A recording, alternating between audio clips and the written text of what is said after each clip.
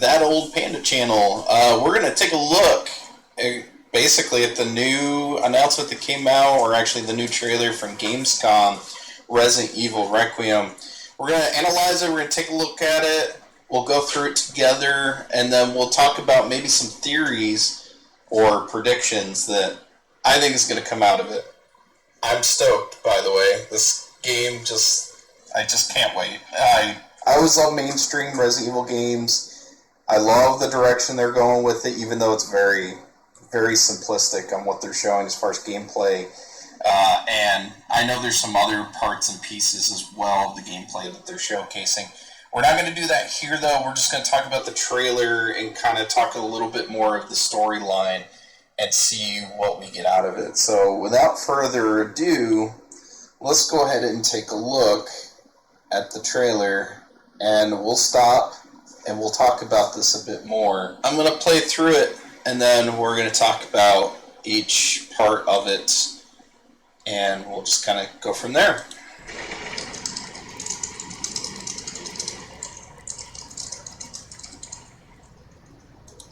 Alright, so first things first, we got Grace Ashcroft. Yeah, Grace Ashcroft. I don't know why I paused there for a second. Looks like we're in an older kind of setting. It looks homey, but it also kind of looks a little bit hotelish, like it's a bit historical. So my prediction is that her and her mother, who will show up here in just a second, Alyssa, are in the hotel. And either Grace is helping, or she's doing homework, or something of that nature. Now, keep in mind, the events of this is supposed to take place, if we look at the evidence from the last trailer, this is 8 years to when she becomes an FBI agent and is told to relive her past, right? So, this is apparently a younger version of Grace. I assume probably around 18, 20 or something like that. So she can't be super young. She's probably in college, if I had to guess, would be my prediction for this. So let's move forward. Yeah. I've been on that thing all day. Well, if you're gonna look to me. Get some sleep. I'm almost done, just a sec. Interesting thing to know about Grace's habits. She's very focused, very work-driven, or career-driven. At the same time, though, you notice she reached her hand out just to hold on to her mother. So, very interesting kind of a way that she handles with her mother-daughter relationship here. Obviously, Alyssa's very invested, and it shows they have a very close relationship so far, so that's always good. That shows a lot of point to the story, a lot of mystery that needs to be uncovered from Grace when she figures out what happens to Alyssa. So let's move forward. It's really kind of weird.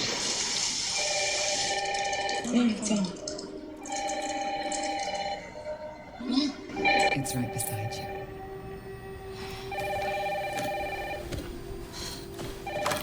Hello? Miss Ashcroft? Yes.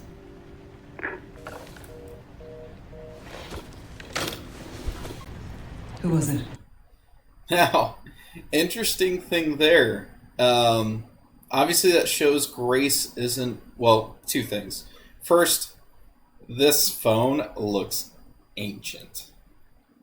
It's got to be a stereotypical hotel phone. I mean, for it to be that way. I don't think they're at, obviously, their house. I think they're back at the hotel that it kind of showcases a little bit there, and probably even in 203 that they reference in the front door, but we can't really see it. So that's the first thing. Second thing is Grace is just with that simple phone call of someone just checking in to see if it's them or not, and then hanging up, means no ill will. So very innocent, hasn't really seen anything, so probably Alyssa's probably guarded her from all the nightmares creatures of the world and the terrible things of the world. So definitely left her out of the know. So let's move forward.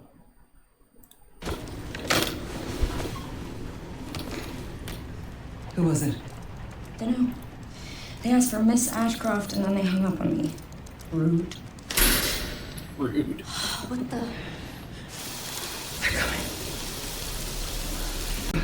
Go where? We need to go. They're coming. Now that's an interesting part. They're coming. Not he's coming or she's coming, but they're coming. So that usually means and alludes to this is an organization. My guess is this is going to be probably part of either the Umbrella Corp or an extension of, not a select person. So for all the fan theories out there, I don't see it. I don't see that this could be Leon being the antagonist here, but I don't know. Maybe he becomes a representative of it and attacks them later. But we're also going to look at more of the evidence of what we could find out from the trailer that kind of points a little less and less from that as well. But anyway, let's move forward. Obviously, an org or organization or a sense of individuals, not one person, is after Alyssa and Grace. Grace, we need to go. Go where? Mom, what's going on? Hurry! Wait, who's coming? What's wrong? Shh. We need to keep our voices down. This is ridiculous. Come on.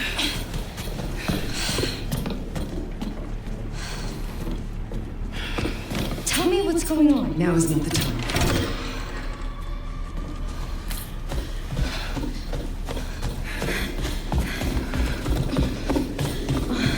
Tell me what's going on. Now is not the time.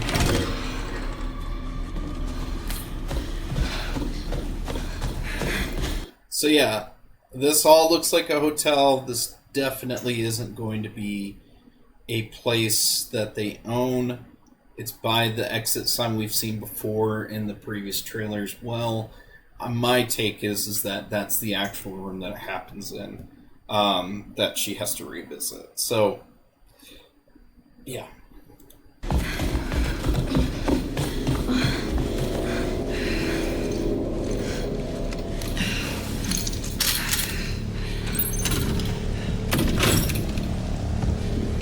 Stay close.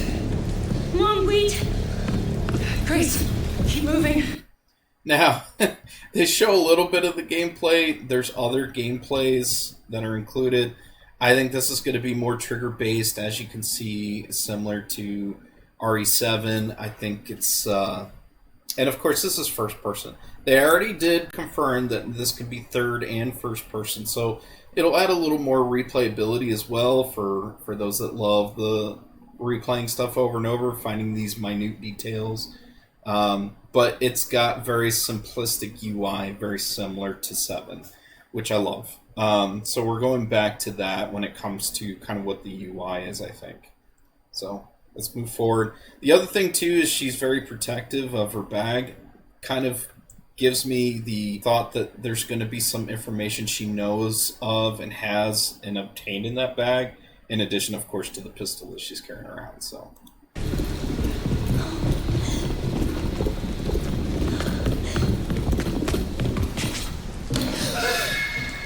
Oh, who's that? Oh, I'm so sorry about the power outage. What happened? It's really no excuse, and I apologize for...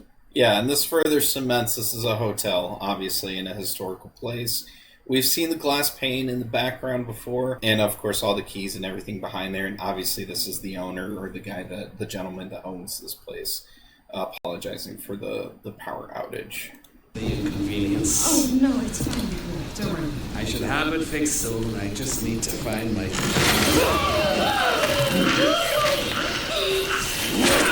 Alright, here we go.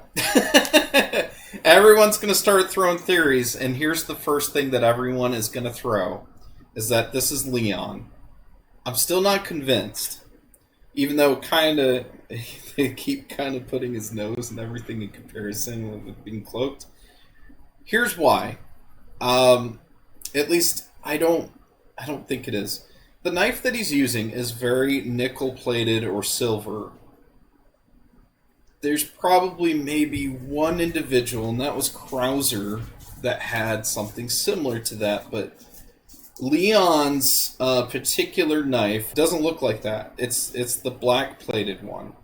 Now, if this does take place after the events of Resident Evil 4, there is a chance that he could be carrying around Krauser's knife. And this Krauser's knife is very nickel-plated or silver like that. That's what he's using.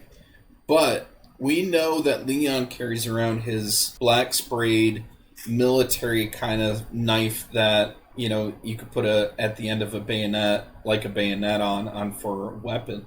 So this is further showing that I don't think it is, but this is all conjecture, this is all theory. It could very well be. This could take place way further along, past the events of 2004.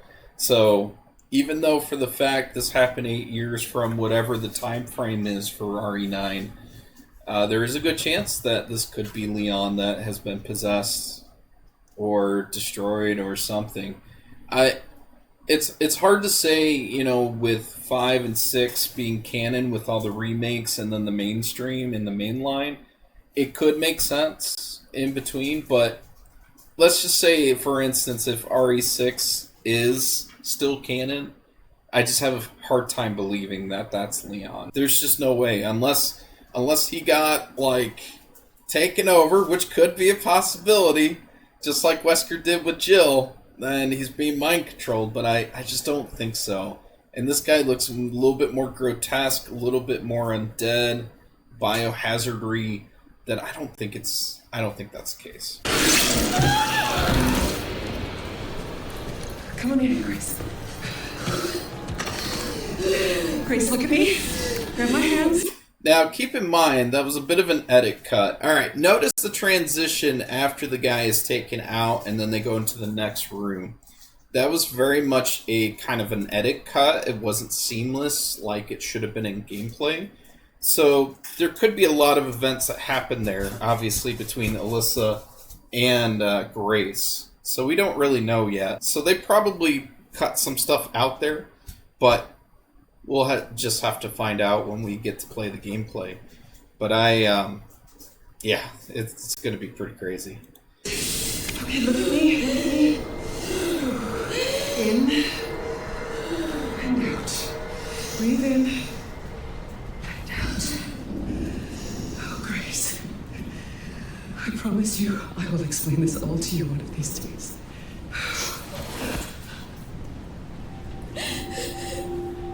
Grace. So, a few things, too. I hope it would be interesting if they added this mechanic in here. It seems like Grace, in her younger years, she either has a form of, of mental, kind of dry heaving, kind of heavy breathing that causes her to be that way. Or it could be the case that maybe she has asthma. Would be an interesting mechanic in the game itself when you get crazy and you need an inhaler. I would love that. I still have yet to see a game that does that, and that's just me because I had asthma as a kid. So that would be interesting to see if they included that. There's a picture of an owl or probably a cat in the background and something of note. Don't really know if that's relevance or not of anything, but I guess we'll find out as we move forward. But yeah, and then in this case, Alyssa was going to talk about how she's going to tell her everything, and then of course this whole thing ends. So it's a big mystery. The big point is obviously the FBI is going to obviously look into some case that's affecting the rest of the world, the nation, or whichever. And Grace is right in the middle of it because the mystery probably starts from whatever Alyssa's involved with as she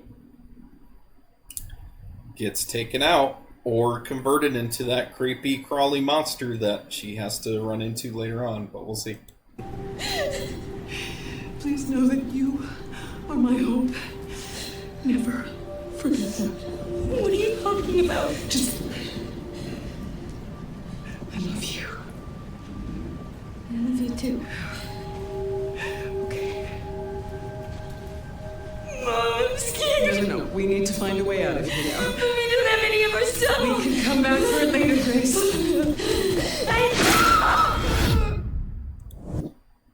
So as you see here, right before, this is obviously going to be a knife that's pulled over, and either she's going to get stabbed, pulled, or stabbed in both, pulled away, and then that'll be the end of it. Grace will probably run away and never see her again, right? Or she'll get knocked out, one of the two. So, my thoughts. I think everybody's very dependent, and they're going to be sorely disappointed. And this happens every time with these releases. That I don't think it's going to be Leon. I think it's going to be somebody else similar. Or the knife does kind of. It looks more like a Krauser knife, like his knife from the Special Forces there. I think personally, in my mind, the antagonist is going to be something from that side of the world. I don't think it's going to be Leon, though. I don't think he's going to turn. I don't think it's anything like that. If Leon is part of this equation at all, obviously he'll be playable. He'll be part of preventing whoever this antagonist is. I think it's a very good conclusion, or a good theory craft prediction, that super tall crawly thing is going to be Alyssa. I just get the feeling that she's going to get captured or killed, but Grace will never see that happen at the end of that sequence. And then when she goes back through the mystery, here you go, right? So that's my take. I can't wait. This is going to be so exciting. I look forward to the demo and looking at more of the evidence and more kind of theorying everything together with you guys. So anyway, wanted to throw this up there. Thanks for tuning in, and we'll see what more details we can get out of Resident Evil 9 from Gamescom, and PAX West.